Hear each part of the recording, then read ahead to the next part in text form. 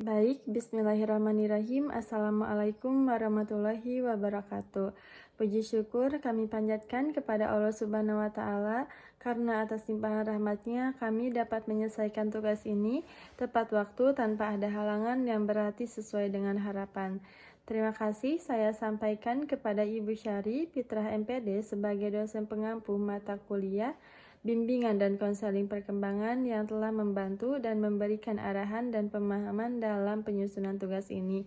Kami menyadari bahwa dalam penyusunan tugas ini mungkin masih banyak kekurangan karena keterbatasan kami, maka dari itu kami sangat mengharapkan kritik dan saran untuk menyempurnakan tugas ini, dan semoga apa yang kami sampaikan dapat bermanfaat bagi semua pihak yang membutuhkan. Kami dari kelompok 3 yang beranggotakan 3 orang. Yang pertama saya sendiri, Putri Melati, ada rekan saya juga, Kang Lukman Hakim dan Muhammad Lukman Al-Farisi. Kami di sini akan membahas materi tentang konsep dasar bimbingan dan konseling perkembangan. Dan materi yang pertama mungkin akan dipaparkan oleh saya sendiri. Yang pertama ada prinsip-prinsip bimbingan konseling perkembangan. Nah, terdapat beberapa prinsip dasar yang dipandang sebagai pondasi atau landasan bagi layanan bimbingan. Nah, prinsip-prinsip ini juga berasal dari konsep-konsep filosofis tentang kemanusiaan yang menjadi dasar bagi pemberian layanan bantuan atau bimbingan. Nah, baik di sekolah maupun di luar sekolah. Nah, prinsip-prinsip ini juga terbagi dalam beberapa bagian.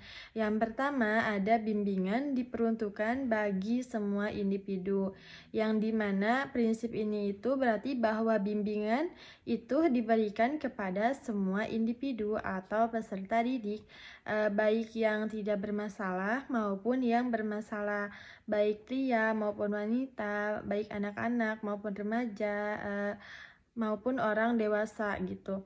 Nah, dalam hal ini juga pendekatan yang digunakan di dalam bimbingan ini tuh lebih bersifat preventif dan pengembangan daripada penyembuhan atau kuratif gitu.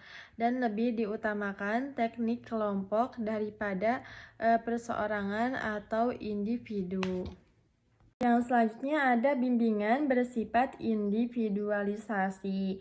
Nah, di mana setiap individu ini tuh bersifat unik atau berbeda satu sama lainnya. Dan melalui bimbingan individu ini tuh dibantu untuk memaksimalkan perkembangan keunikannya tersebut gitu. Nah, prinsip ini juga berarti bahwa yang menjadi fokus sasaran bantuan itu adalah individunya sendiri gitu. Meskipun layanan bimbingannya itu menggunakan teknik kelompok, tetapi lebih difokuskan kepada dirinya sendiri. Dan yang selanjutnya ada bimbingan menekankan hal positif. Nah kan dalam kenyataannya tuh masih ada individu yang memiliki persepsi yang negatif gitu terhadap bimbingan, karena bimbingan itu dipandang sebagai satu cara yang menekankan aspirasi gitu. Tentu itu tuh sangat berbeda gitu dengan pandangan tersebut.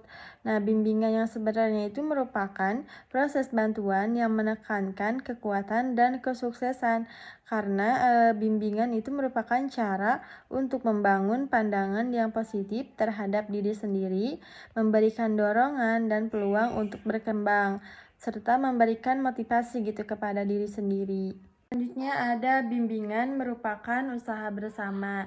Nah, di mana bimbingan ini juga bukan hanya tugas guru BK atau konselor, tetapi guru-guru, wali kelas, kepala sekolah juga itu ikut terlibat gitu dalam proses jalannya bimbingan tersebut.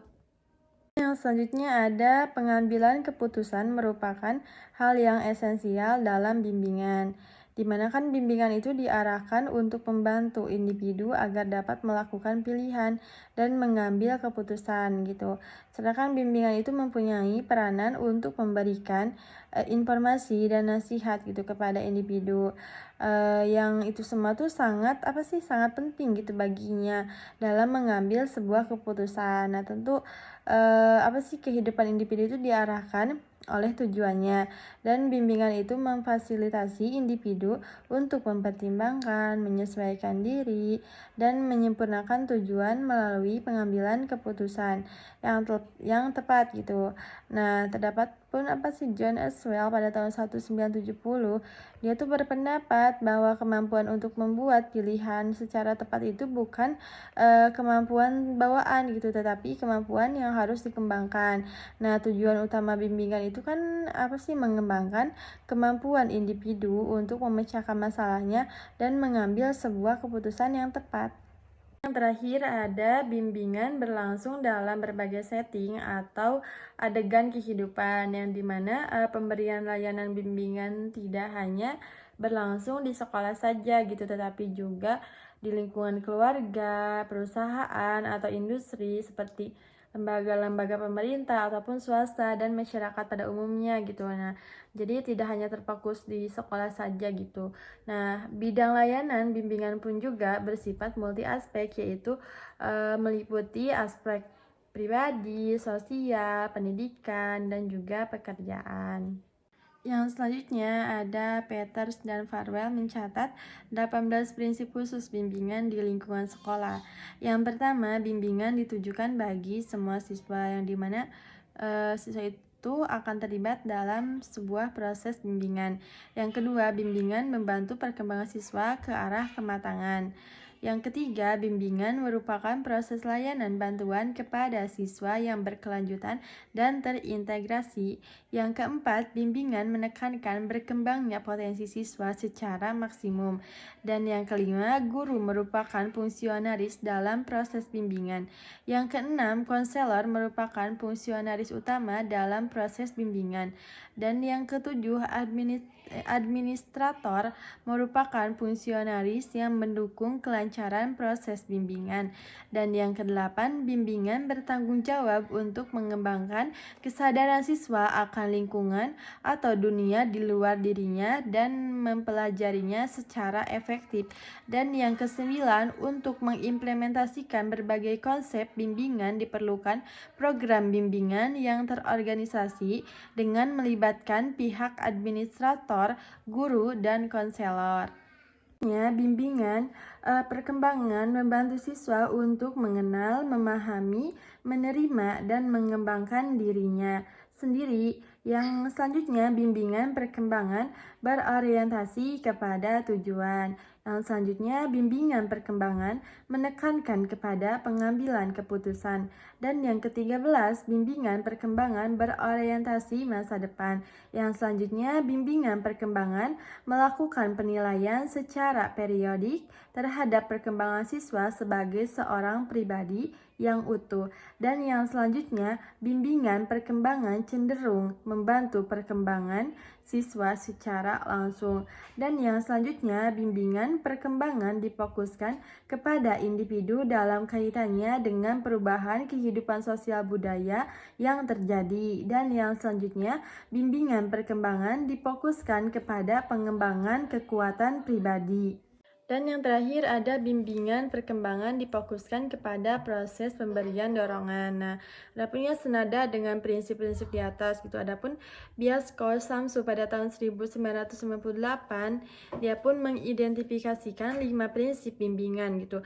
Yang pertama itu bimbingan. Nah, baik sebagai konsep maupun proses itu merupakan bagian integral program bimbingan di sekolah gitu. Nah, oleh karena itu bimbingan itu juga dirancang untuk melayani semua siswa gitu. Bukan hanya anak yang berbakat ataupun yang mempunyai masalah gitu. Jadi semua siswa itu akan dilayani oleh bimbingan gitu. Yang kedua, program bimbingan akan berlangsung dengan efektif apabila ada upaya kerjasama antar personel sekolah, juga dibantu oleh personel dari luar sekolah gitu, seperti orang tua siswa gitu, atau para staf organisasi gitu. Yang ketiga, layanan bimbingan itu didasarkan kepada asumsi bahwa individu itu memiliki peluang yang lebih baik gitu untuk berkembang melalui pemberian bantuan yang terencana. Yang keempat, bimbingan berasumsi bahwa individu itu termasuk anak-anak yang memiliki hak untuk menentukan sendiri gitu dalam melakukan pilihan gitu. Pengalaman dalam melakukan pilihan sendiri itu juga tersebut berkontribusi gitu kepada perkembangan rasa tanggung jawabnya gitu. Yang selanjutnya, yang terakhir, bimbingan ditujukan kepada perkembangan pribadi setiap siswa. Nah, baik menyangkut aspek akademik, sosial, pribadi maupun vokasional. Memaparkan tentang asumsi-asumsi bimbingan konseling perkembangan. Metode bimbingan dan konseling perkembangan memungkinkan konselor untuk memfokuskan tidak sekedar terhadap gangguan emosional klien, melainkan lebih mengupayakan pencapaian tujuan dalam kaitannya dengan penguasaan tugas-tugas perkembangan, menjembatani tugas-tugas perkembangan yang muncul pada saat tertentu dan meningkatkan sumber daya dan kompetensi dalam memberikan bantuan terhadap pola perkembangan yang optimal dari klien.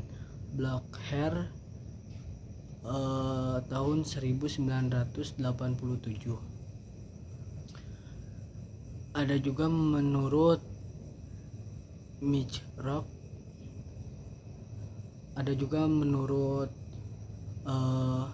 Michrock dalam Muro dan Kotman 1995, bimbingan dan konseling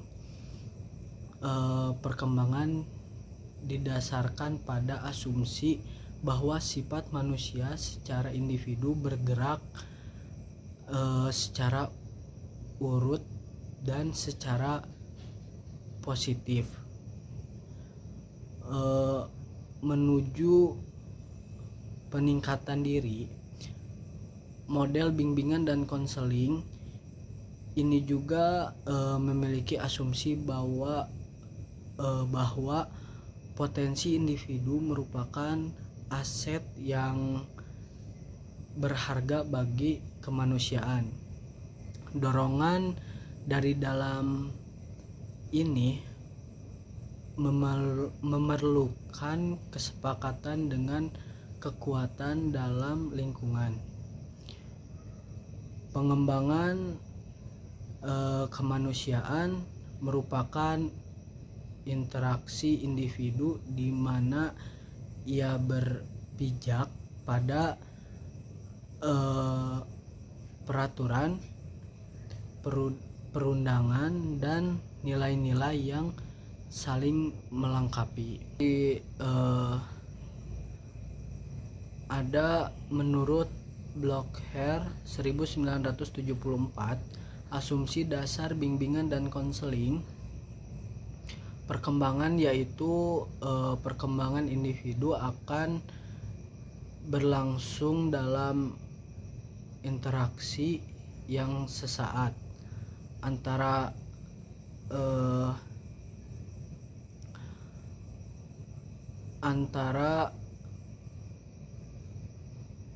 individu dengan lingkungannya. Asumsi ini membawa dua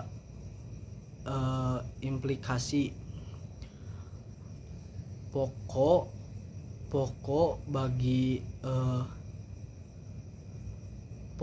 bagi pelaksanaan bimbingan dan konseling di sekolah, yakni perkembangan adalah tujuan bimbingan dan konseling. Oleh karena itu, para guru bimbingan dan konselor sekolah perlu memiliki kerangka berpikir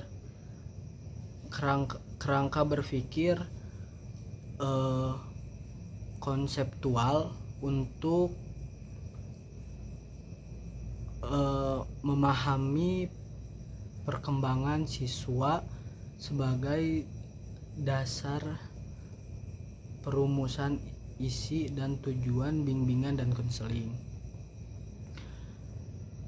Ada juga interaksi yang sehat merupakan suatu iklim perkembangan yang harus dikembangkan oleh guru bimbingan dan konseling.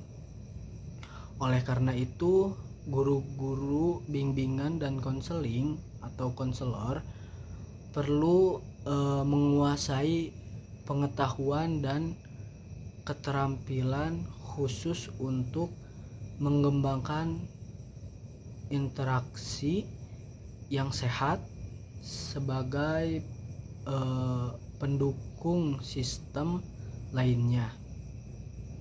Bimbingan dan konseling di sekolah. Baik, pada kesempatan kali ini saya akan menjelaskan tentang pendekatan bimbingan dan konseling. Nah, dilihat dari pendekatan bimbingan, bimbingan itu dibagi menjadi 4 pendekatan, yaitu yang pertama ada pendekatan krisis. Nah, pendekatan krisis adalah upaya bimbingan yang diarahkan kepada individu yang mengalami krisis atau masalah. Nah, bimbingan ini bertujuan untuk mengatasi krisis atau masalah-masalah yang dialami setiap individu gitu. Jadi pendekatan krisis ini memang dikhususkan untuk menangani atau mengatasi masalah-masalah yang memang ada gitu di setiap individu. Nah, dalam pendekatan krisis ini kita sebagai konselor menunggu klien yang datang gitu, menunggu para konseli yang datang gitu. Nah, selanjutnya mereka memberikan bantuan atau kita memberikan bantuan sesuai dengan masalah yang dirasakan klien. Nah, pendekatan ini banyak dipengaruhi oleh aliran psikoanalisis. Nah, psikoanalisis ini kan terpusat pada pengaruh masa lalu atau masa lampau gitu ya, sebagai suatu hal yang menentukan bagi berfungsinya kepribadian pada masa saat ini gitu atau pada masa kini. Nah, pengalaman-pengalaman pada masa-masa 5 atau 6 tahun pertama itu biasanya dari kehidupan individu individu dipandang sebagai akar dari krisis individu yang bersangkutan gitu atau yang bermasalah pada saat sekarang gitu. Nah, yang kedua di sini ada pendekatan remedial. Nah, pendekatan remedial adalah upaya bimbingan yang diarahkan kepada individu yang mengalami kesulitan, terutama ya intinya individu atau seseorang yang mengalami kesulitan gitu. Nah, tujuan bimbingan ini adalah untuk memperbaiki kesulitan-kesulitan yang dialami oleh konseli atau individu. Nah, dalam pendekatan ini kita sebagai konselor atau ya kita itu memfokuskan pada kelemahan-kelemahan individu yang selanjutnya itu berupaya untuk memperbaikinya. Jadi pendekatan remedial ini memang kalau misalkan kita melihat dari aliran psikologi itu banyak dipengaruhi oleh aliran psikologi behavioristik. Nah, pendekatan behavioristik ini menekankan pada perilaku klien gitu di sini dan saat ini. Jadi perilaku saat ini dari individu dipengaruhi oleh suasana lingkungan pada saat ini pula. Jadi perilaku yang ada pada seseorang itu terjadi gitu ya, atau dipengaruhi oleh lingkungan yang ada di sekitar mereka pada saat ini juga gitu. Nah, oleh sebab itu untuk memperbaiki perilaku individu ya seseorang gitu kan, perlu ditata lingkungan yang mendukung untuk perbaikan perilaku tersebut. Jadi harus mempunyai lingkungan yang positif. Jangan sampai terjerumus lagi gitu ke arah-arah yang mungkin eh, ya negatif gitu. Nah, yang ketiga di sini ada pendekatan preventif. Nah, pendekatan preventif ini adalah upaya bimbingan yang diarahkan untuk mengantisipasi masalah-masalah umum individu dan mencoba mencegah jangan sampai terjadi masalah tersebut pada individu gitu. Jadi di sini konselor itu berupaya untuk mengajarkan pengetahuan dan keterampilan untuk mencegah masalah tersebut. Jadi pendekatan preventif ini lebih fokus kepada hal-hal untuk mengantisipasi masalah-masalah individu yang mungkin ataupun mencoba mencegah gitu ya. Jangan sampai terjadi masalah pada seseorang tersebut gitu. Yang terakhir di sini ada pendekatan perkembangan.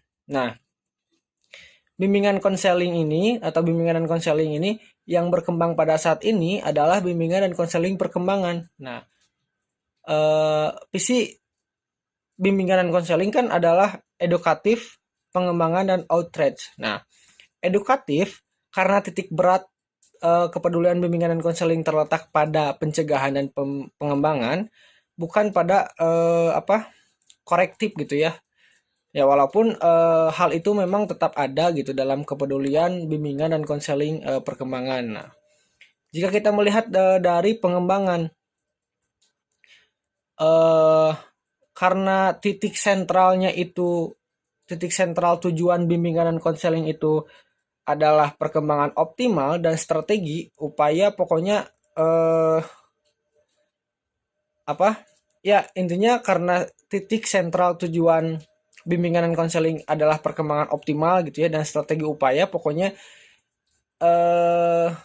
itu memberikan kemudahan perkembangan bagi setiap individu yang melalui perekayasaan lingkungan perkembangan gitu. Yang terakhir itu outreach. Nah, outreach ini karena target populasi layanan bimbingan dan konseling tidak terbatas kepada individu bermasalah dan biasanya dilakukan secara individual. Ada ragam bimbingan. Nah, dilihat dari masalah setiap individu ada 4 jenis bimbingan, yaitu bimbingan akademik. Bimbingan akademik itu adalah bimbingan yang diarahkan untuk membantu para individu dalam menghadapi dan memecahkan masalah-masalah akademik. Yang tergolong masalah-masalah akademik itu biasanya seperti pengenalan kurikulum, pemilihan jurusan, cara belajar, penyelesaian tugas-tugas dan latihan, atau pencarian dan penggunaan sumber belajar, perencanaan pendidikan lanjutan, dan masih banyak yang lainnya gitu. Jadi bimbingan akademik di sini lebih difokuskan kepada masalah-masalah yang memang terjadi pada siswa atau setiap individu yang mengalami kesulitan untuk misalkan mengambil jurusan setelah masa sekolah, misalkan seperti SMP ke SMA, SMA ke kuliah. Nah, di situ sangat diperlukan bimbingan akademik di sini ya. Karena bimbingan akademik ini kan dilakukan dengan cara mengembangkan masalah belajar, belajar mengajar gitu yang kondisif agar terhindar dari kesulitan belajar.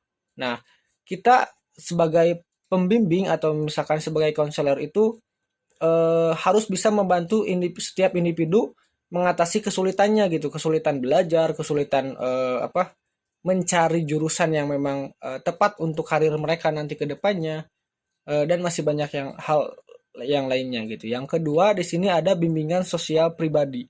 Nah, bimbingan sosial pribadi ini merupakan bimbingan untuk membantu para individu dalam memecahkan masalah sosial pribadi.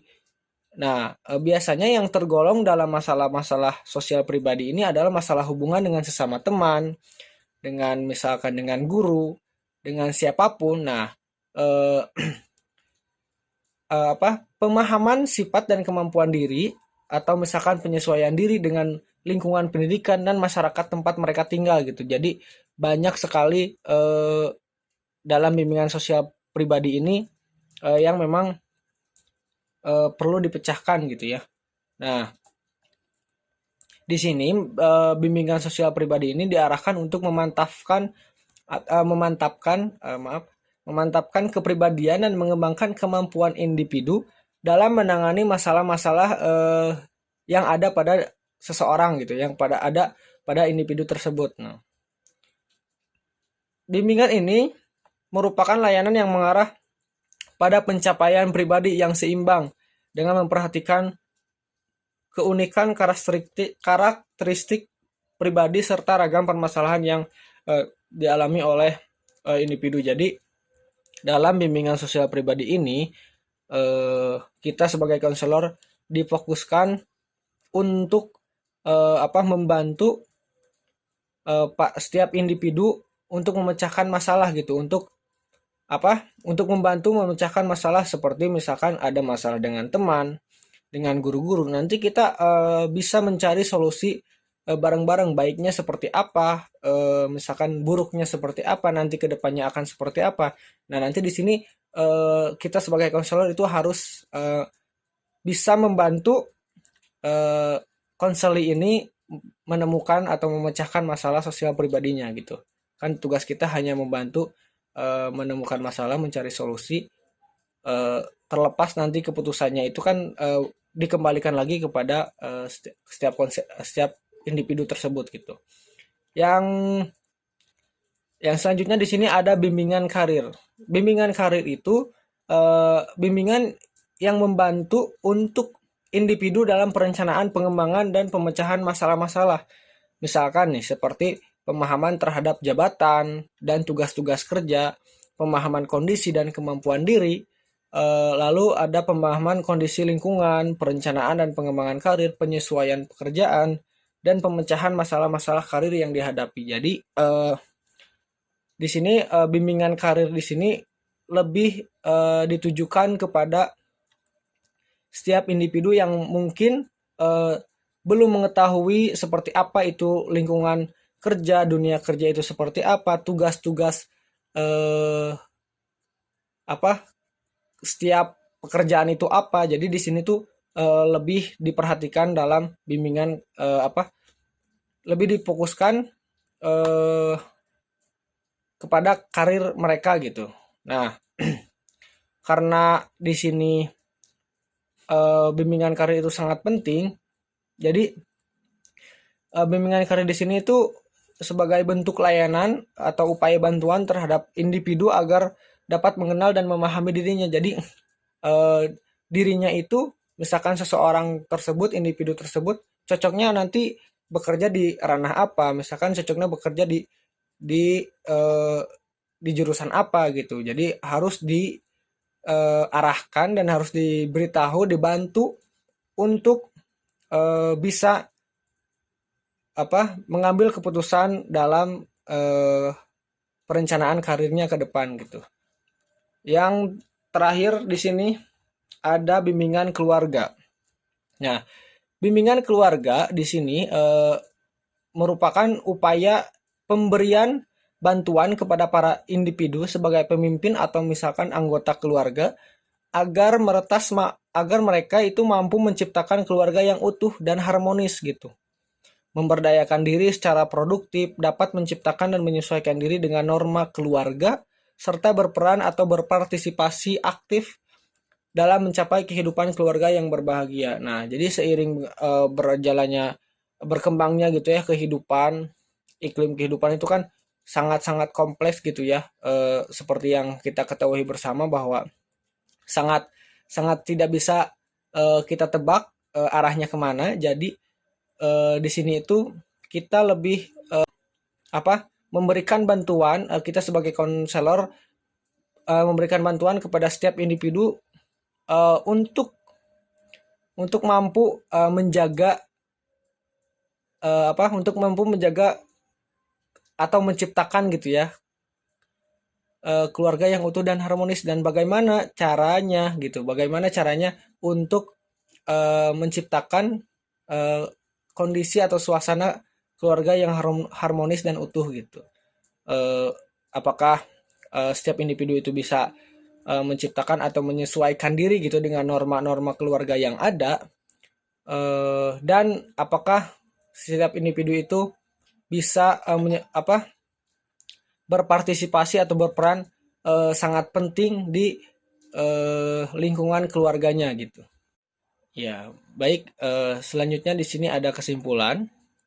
Kesimpulannya di sini, perjalanan hidup itu bagaikan menaiki tangga spiral.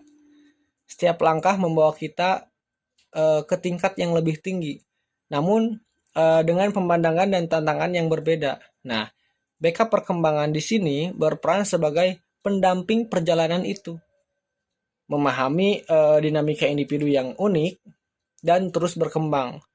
Ia bukan sekedar penunjuk alam atau penunjuk jalan gitu ya, melainkan pelengkap yang memberdayakan individu itu untuk mengenali dirinya, meraih potensi dan menghadapi perubahan. Nah, jadi ya memang betul gitu. Hidup itu memang seperti menaiki tangga spiral. Semakin tinggi kita melangkah, setiap langkah kita itu membawa kita ke tingkat yang lebih tinggi, maka ya memang pemandangannya juga berbeda, tantangannya juga berbeda. Jadi akan sangat beragam gitu ya ketika kita sedang melangkah ke langkah yang lebih tinggi. Nah, di sini BK Perkembangan di sini hadir untuk membantu atau menentukan arah atau membantu sebagai penunjuk jalan ke arah yang mungkin supaya si individu itu mengenali dirinya gitu. Nah, layanan bimbingan dan konseling perkembangan bukan sekedar responsif terhadap masalah gitu, namun lebih proaktif dalam pencegahan. Nah, ia membekali individu dengan senjata seperti keterampilan hidup, kesadaran diri, dan kemampuan beradaptasi untuk menghadapi tantangan. Nah, dengan demikian, individu itu tak hanya mampu mengatasi masalah, tetapi juga membangun ketahanan untuk masa depannya. Nah, bimbingan dan konseling perkembangan memahami bahwa perjalanan hidup itu tak selalu mulus gitu. Ada masa transisi yang menantang seperti perubahan pendidikan, pilihan karir, atau dinamika hubungan gitu. Nah, dalam fase-fase ini, bimbingan dan konseling perkembangan juga menjadi navigator yang membantu individu memahami diri, membuat keputusan yang tepat, dan menyesuaikan diri dengan perubahan. Nah, bimbingan dan konseling perkembangan juga tak lepas dari kontribusi para konselor yang menjadi fasilitator dan pembimbing gitu. Nah, pemahaman mendalam tentang konsep dasar bimbingan dan konseling perkembangan menjadi bekal utama mereka dalam merancang program dan layanan yang tepat sasaran. Nah, keberhasilan bimbingan dan konseling perkembangan juga itu tidak diukur dengan absennya masalah gitu. Nah, melainkan dengan individu yang mandiri, berdaya, dan mampu berkontribusi positif bagi dirinya dan lingkungan. Nah, jadi bimbingan dan konseling perkembangan bukanlah solusi instan, melainkan proses berkelanjutan yang memberdayakan individu untuk menjadi pembantu terbaik dirinya sendiri di sepanjang perjalanan hidupnya. Baik, mungkin hanya itu yang dapat kelompok kami sampaikan. Mohon maaf jika masih banyak kekurangan atau banyak salah kata dalam penyampaian materi yang kami sampaikan. Terima kasih. Wassalamualaikum warahmatullahi wabarakatuh.